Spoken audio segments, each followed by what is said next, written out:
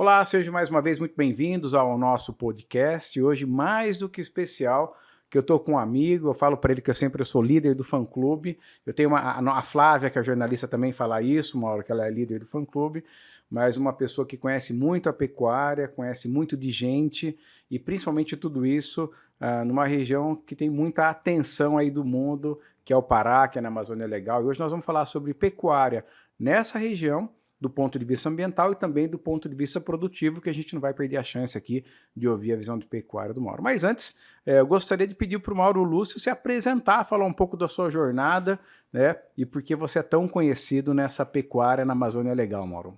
É um prazer enorme estar aqui, Antônio, com você. Eu sou fã de carteirinha, Uhum. seguidor, e admiro muito o seu trabalho e gosto muito Uhum. disso que você faz e me encanta a sua, a sua facilidade de Uhum. lidar com números, com isso, isso me encanta muito. Uhum. Eu sou um adepto aos números, né? Principalmente de custo, dessas coisas, gosto bastante. E acho muito interessante a maneira, a facilidade que você lida com isso e que você nos Uhum. leva a ter curiosidade, né, de entender e de participar desses números. Então, eu sou teu fã, já te acompanho há Uhum. muito tempo, e a Flávia foi a primeira pessoa que me deu o Uhum. seu livro. Uhum. Ela, numa visita que ela me fez no Uhum. Pará, ela me presenteou com um livro seu. Então, a Flávia também é uma pessoa muito querida.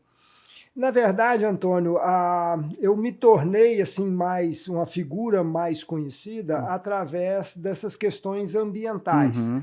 E nós tivemos, a partir de 2008, 2009, o Pará ele começou a frequentar muito as mídias por causa Uhum. das questões ambientais, os índices de desmatamento foram aumentando. E naquele momento eu sou um apaixonado Uhum. pela pecuária, e naquele momento eles traziam que o maior vetor do desmatamento era a pecuária, Uhum. e então eu comecei a fazer um trabalho voltado nisso, em uma pecuária com um nível de sustentabilidade maior, e mostrar que a gente precisaria, a partir daquele momento, de parar com o desmatamento, Uhum. mas aumentar a produtividade por área. Então, essa era o momento dessa virada, era o momento dessa transformação. E até hoje acredito bastante nisso, e desde então o meu trabalho foi muito focado nisso aí. Então, na verdade, foi um problema Uhum. e que nós trabalhamos, né, para poder trazer a solução para esse problema. E normalmente a gente tem, a gente é muito, as pessoas enxergam muito quando você resolve algum problema, Uhum. né? Então, para mim, essa questão ambiental na pecuária, ela já é uma coisa já que a gente já venceu isso, só precisa disseminar para isso virar uma prática, por exemplo, no estado inteiro. Legal. E Mauro, hoje você mostrou uma equação que você defende, que você aplica, que a gente até falou que a pecuária poupa a terra, que no modelo tradicional e no modelo atualizado se consegue produzir a mesma quantidade de carne ou de arrobas em 1/10 da área, né? E aí, e você, como produtor, como pecuarista, fazendeiro, aplica essas técnicas. Conta um pouco sobre essa metodologia, o teu olhar para a fazenda, como você vê essa pecuária mais produtiva para poder respeitar justamente o meio ambiente.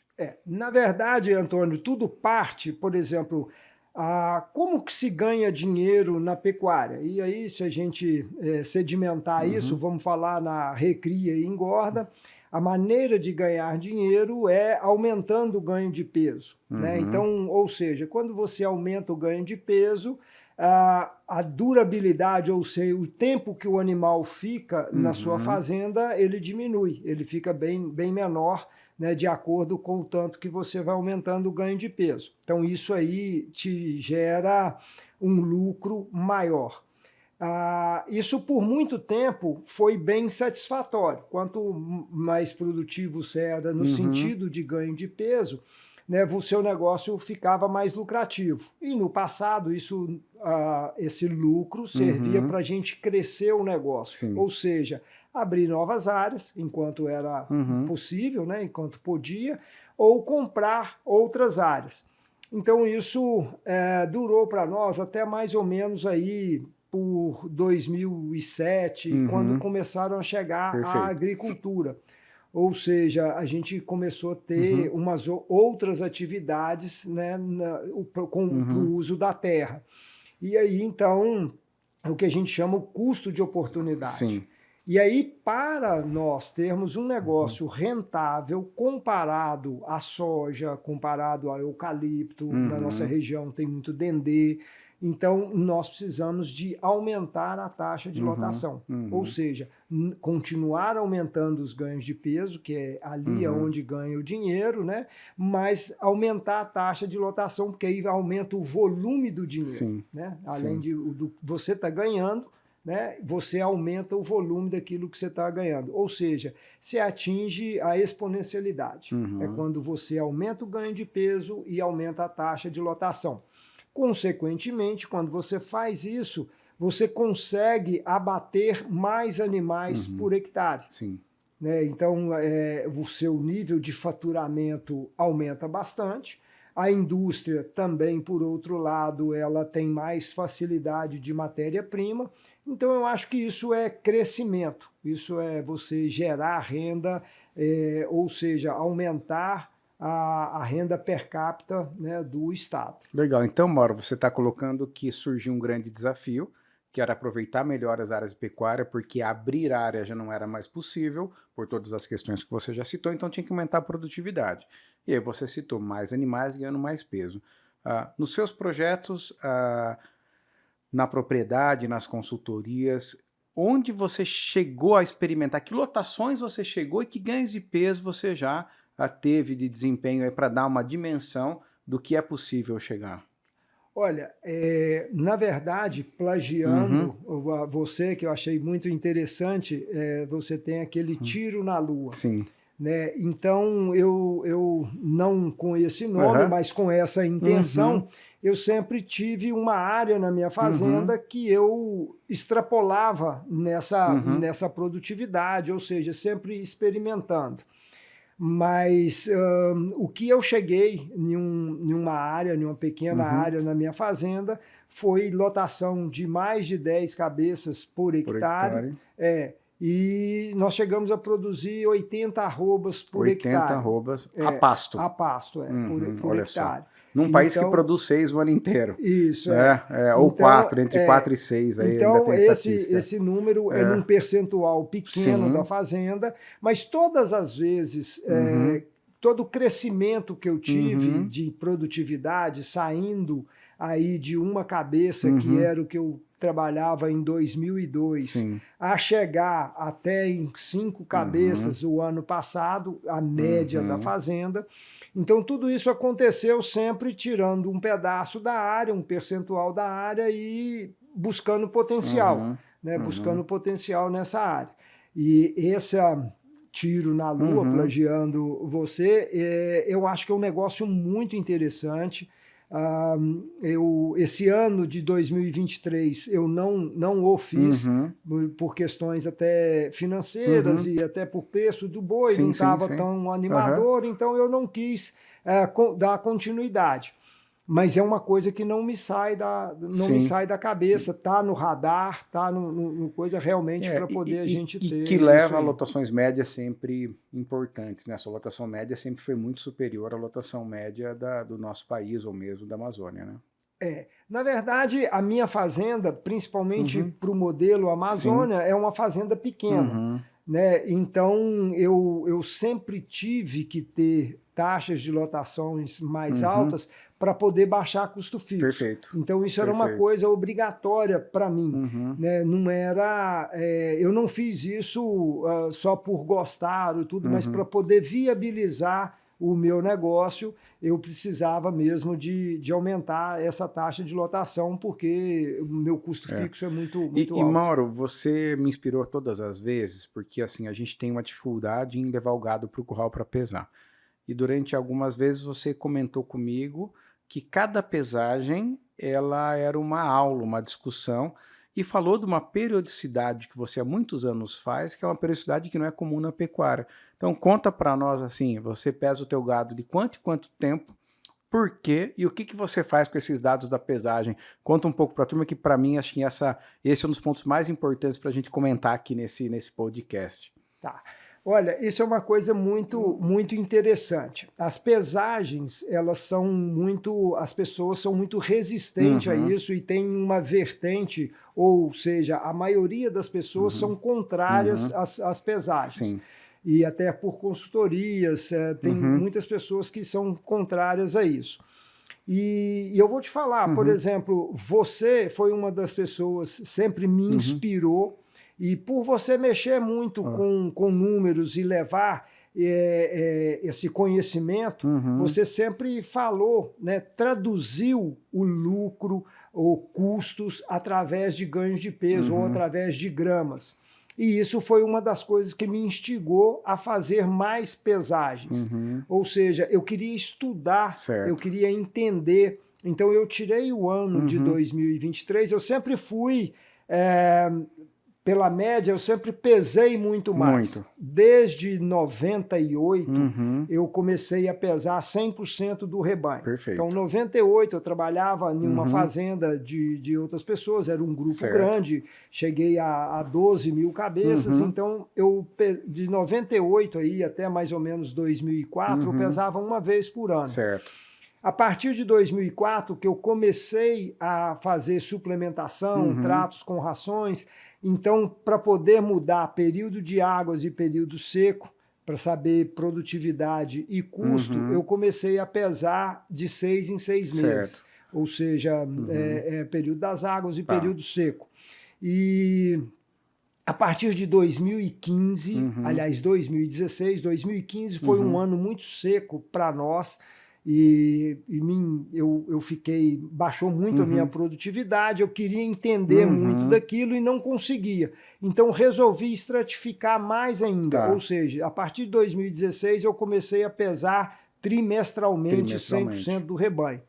E em 2023, aí já instigado por você, né, pelos números, por aquilo que você colocava e tudo, e eu vou te falar agora, aberto o coração, até para debater com você sobre esses ganhos de peso, eu comecei a fazer um estudo, um volume de pesagens muito grandes.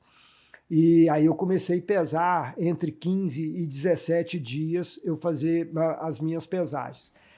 E encontrei, por exemplo, um certo nível de resistência. Toda vez que eu queria aumentar esse número de pesagens, né, eu precisava do apoio do meu corpo de pessoas que trabalham, porque equipe. Aumenta o trabalho. A cada 2 semanas você está pesando todo o gado. Isso aumenta muito o trabalho para eles, né? Então eu precisava do apoio deles para poder fazer isso. Quando foi de 2 para 4 pesagens por ano, eu comecei a fazer meio que uma premiação para todos os funcionários da fazenda. Ou seja, até a cozinheira ganhava mais um bônus se tivesse todo mundo pesando. Entendi. Ou seja, era fácil você achar café, bolo e rosca no curral no dia da pesagem, para poder acontecer essa pesagem. Mas a pesagem, né, praticamente, vamos dizer, quinzenal, aí essa pesagem com uma frequência muito maior, eu precisava, o nível de exigência para as pessoas era muito maior. Então, o que aconteceu? Eu chamei essas pessoas para entender do negócio. E aí eu costumo dizer que cada pesagem a gente transformava aquilo em uma aula. Perfeito. Ou seja, o mais importante da pesagem não é o peso, mas sim o desempenho, o ganho de peso, cada animal, o que aquilo representa no lote. Então, por que diminuiu a produtividade? Então, virava um estudo. Entendi. E aí virava realmente uma aula onde todos participavam. E era muito interessante, né, por causa da opinião de cada um. E aí começaram as opiniões serem importantes daqueles resultados que a gente tinha, né? Então, tinha uma participação maior das pessoas. E essa participação, ela criou uma motivação muito grande nessas pessoas para poder isso acontecer. Eu vou querer... E aí, tá gostando desse conteúdo? Tá fazendo sentido para você? Eu só falo que daqui para frente está muito melhor essa Masterclass. Mas eu não posso deixar de lembrar que a gente está com as vagas da nossa certificação profissional Gama aberta. Então, se você está gostando desse conteúdo e quer ter ainda muito mais informação para alavancar sua carreira, agora é hora de conseguir com desconto. Te espero na certificação. Eu vou falar um pouco do debate também, mas eu tenho certeza que quem está nos ouvindo está se perguntando: mas e o risco de um animal quebrar no curral? E o tema da energia que ele gasta caminhando? E a perda que se fala que esses animais têm de pesar? Como que você abordava isso? Qual a tua visão sobre isso? Porque se você tomar uma decisão de pesar a cada 15 dias, certamente você considerou essas variáveis. Então eu queria te ouvir sobre esse pensamento, infelizmente muito pouco medido, a gente não tem estudo científico sobre essa periodicidade, mas você teve algum problema nisso? O gado aprendeu, era rápido? Conta um pouco dessa logística de pesagem. Você falou que tinha pesagem praticamente diariamente e zero problema. Olha, quanto mais você pesa, mais os seus animais amansam e acostumam com balança. Sim. Esse trabalho foi feito pelo Matheus Paranhos, uma pesquisa que 2 alunas dele passaram um ano trabalhando, não só na minha fazenda, mas em 6 fazendas que participavam do projeto Pecuária Verde e em outras fazendas que a gente chamavam de tradicionais, ou seja, aquelas fazendas que não tinham o costume de pesar.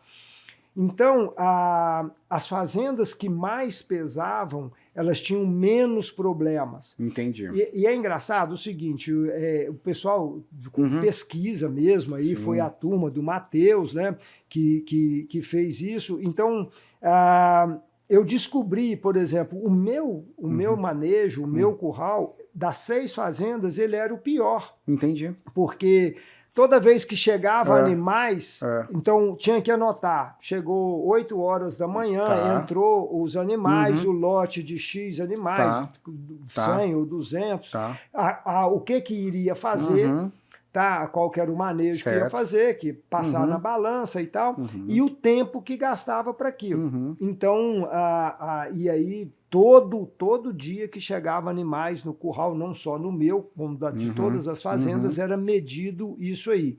E nós fomos fazendo um levantamento, né, e aí por um tempo viu que o meu era o que gastava mais tempo para poder fazer aquilo. Engraçado, você sabe que uma das coisas que nós descobrimos, por que demorava?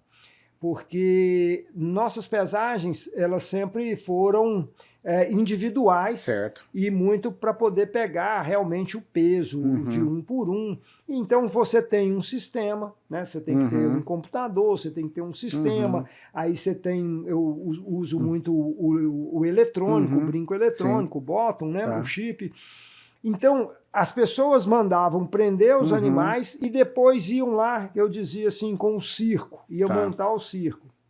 Ou seja, os animais ficavam presos esperando as pessoas montarem a ferramenta. Até entender que o animal não poderia ficar preso. A importância disso.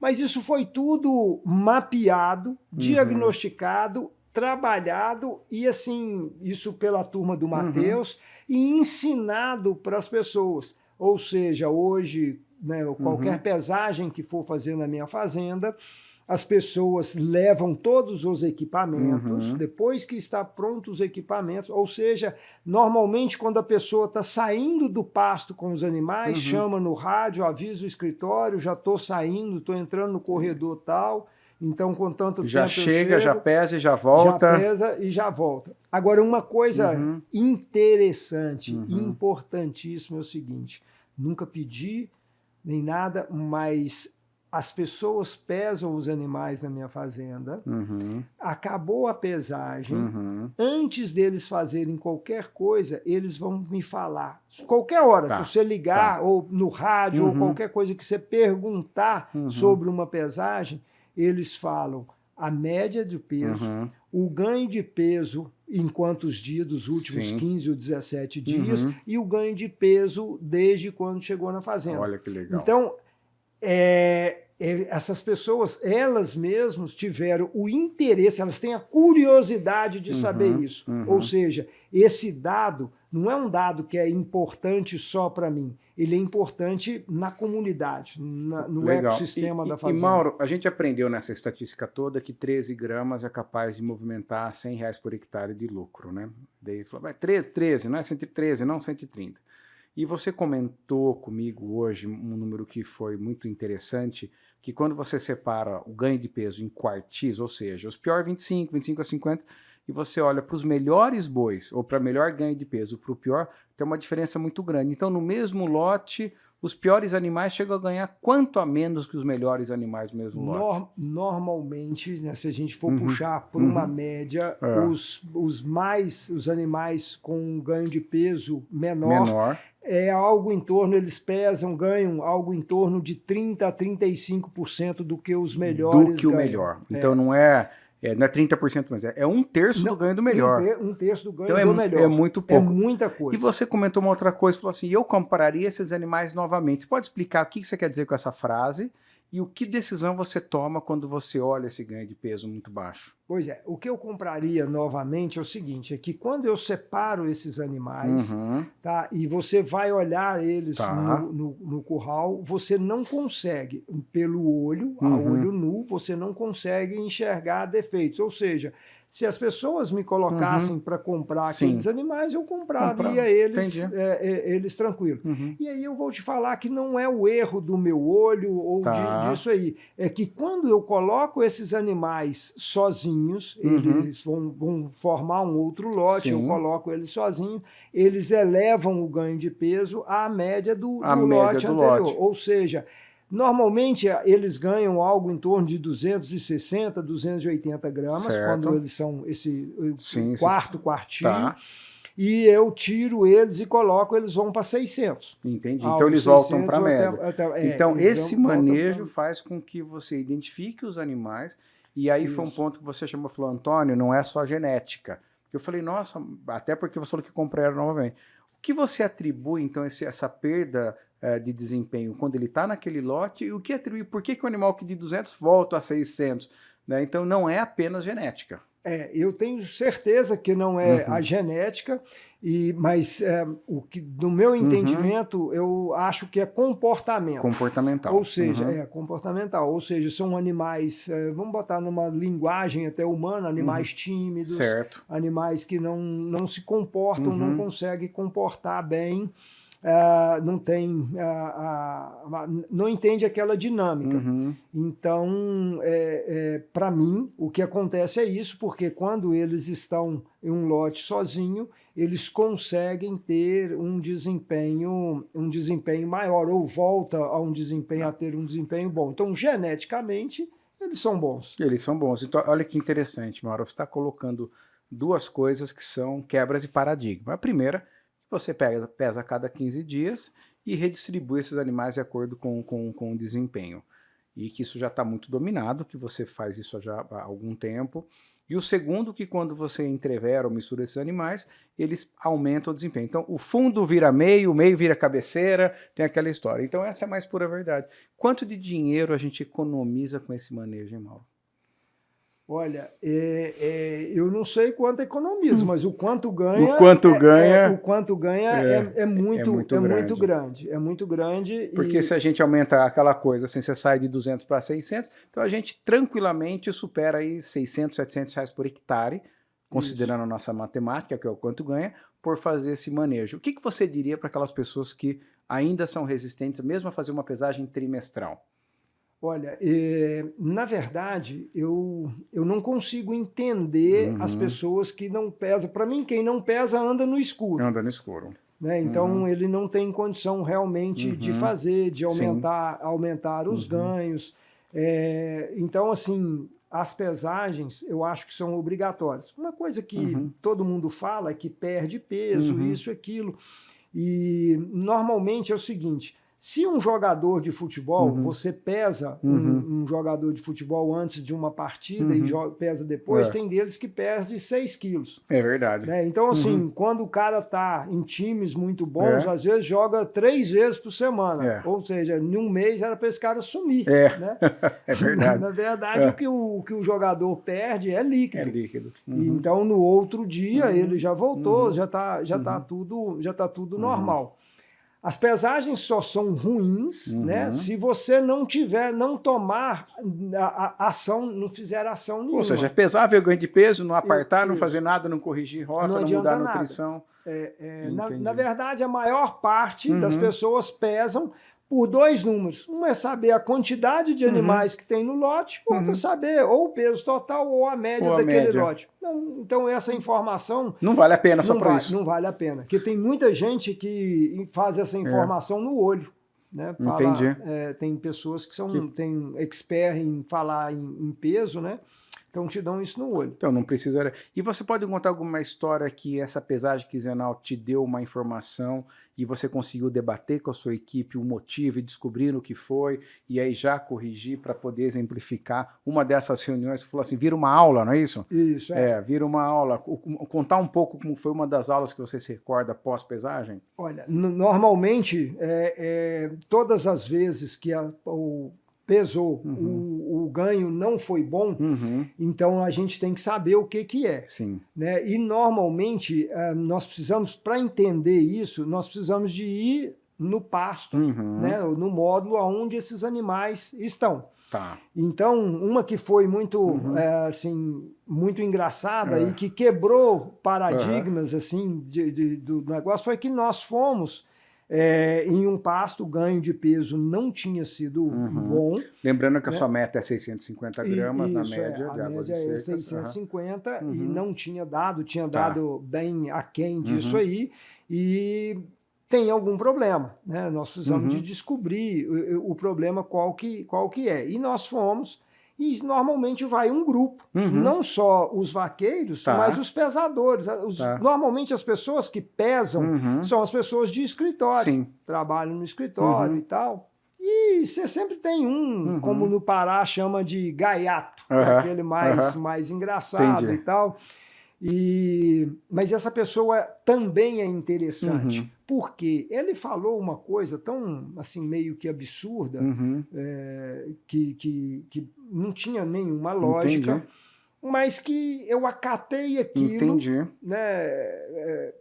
Na Bíblia, Salomão fala que se um sábio vai discutir com um tolo, ele vira tolo também. Ou seja, é melhor você escutar e dar uma resposta tola para um tolo. Né? Então, assim, deu uma resposta mais ou menos no mesmo nível. Tá certo, eu posso até acreditar nisso e tal. Mas não fui mal educado com ele, nada. Foi um negócio muito light. Você acolheu aquela coisa. Isso, Quando aconteceu isso, aí um que é vaqueiro, e ele é tímido, né, do comportamento mais tímido, ele falou, não é isso não.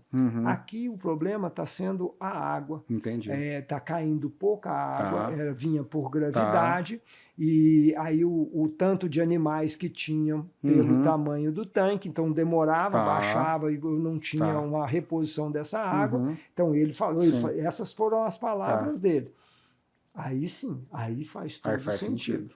Mas ele só falou porque você... Ele só falou porque o outro falou uma coisa, né, assim, muita bobagem, e não foi repreendido. Entendi. Então aí ele falou, não, mas aí a minha posição é melhor do que a desse cara, então eu posso falar. Posso falar. Então é interessante, né, a gente dar oportunidade para as pessoas falarem.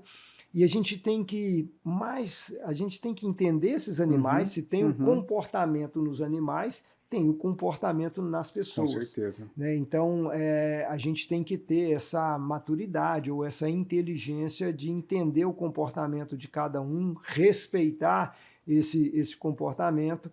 E aí, realmente, quando isso acontece, a gente dá oportunidade para que essas pessoas comecem a mostrar ou a se sentir importante dentro do sistema. E isso toda vez que nós fizemos isso, ou seja, toda vez que essas pessoas se sentem importantes, elas dedicam muito mais.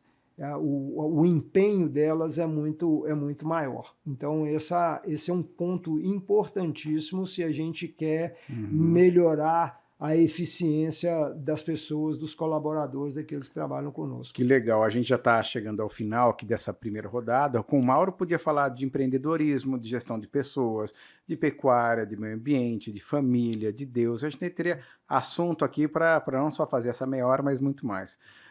O Mauro está aqui porque ele está nos ajudando a construir um novo sistema do Instituto Integra, está dando vários insights, fez várias provocações, foram muito bem aceitas. A gente está desenvolvendo um software novo com sensorização, com câmera, leituras, e justamente para a gente poder levar a balança aos animais e não os animais à balança, uma série de coisas que a gente está investindo todo o nosso tempo, inteligência, recurso aqui.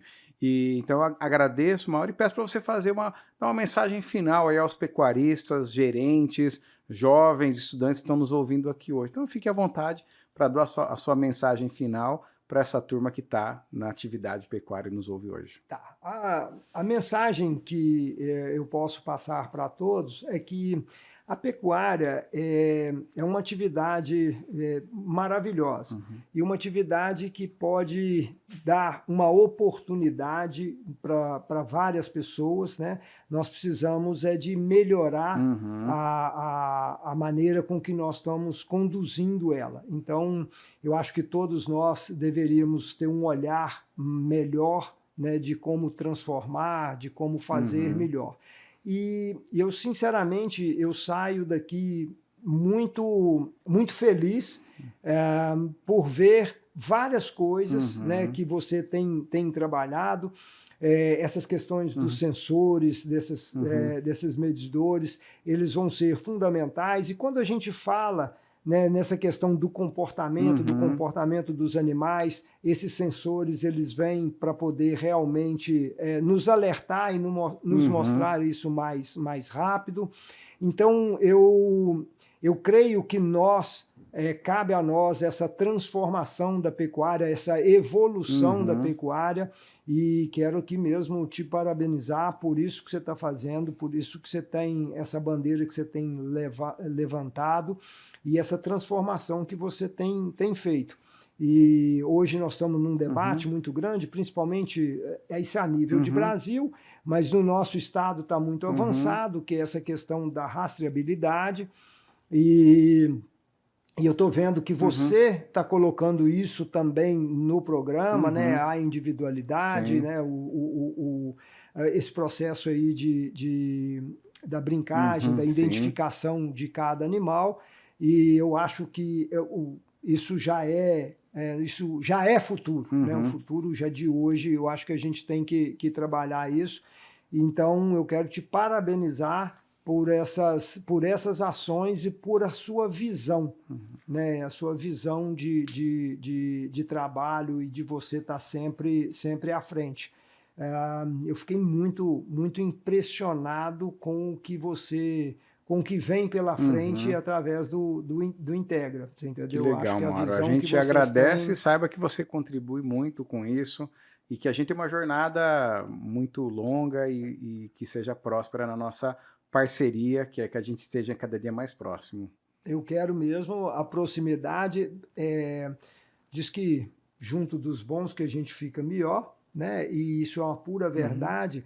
E eu, sinceramente, eu saio daqui, né? Eu saio com uma perspectiva muito grande, mas foi interessante que eu saio menor do que eu entrei, ou seja, que eu já vi que tem coisas maiores, então eu tenho que crescer mais. Isso é muito bom. Essa é uma das melhores sensações que a pessoa pode sentir.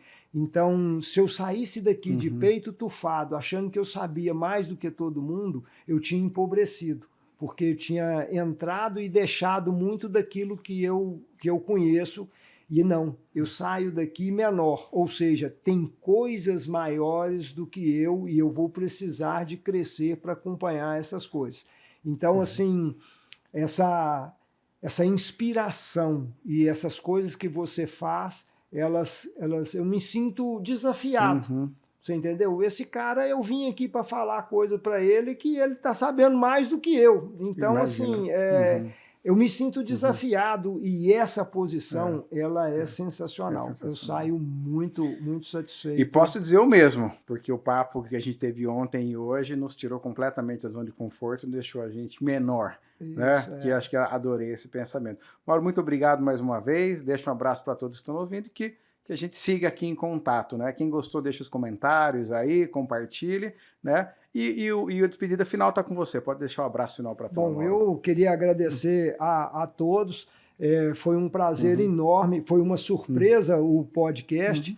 Né? Não foi para isso, mas eu adoro falar, adoro levar isso para as pessoas, que eu acho que essa é a nossa maior missão. Né? É passar tudo aquilo que a gente aprende, tudo aquilo que a gente faz, é passar para os outros, é para poder realmente crescer. E mais uma vez eu queria de coração mesmo te dar os parabéns por isso aqui que você criou, não só software, não só isso, mas o ecossistema, a energia que tem aqui dentro é muito gostosa, é muito bom. Obrigado, Mauro. Até a próxima. Até a próxima. Que seja breve, se Seja Deus breve. quiser. Amém. E, obviamente, eu preciso lembrar você que se você gostou disso, nós temos muito mais na nossa certificação profissionalizante.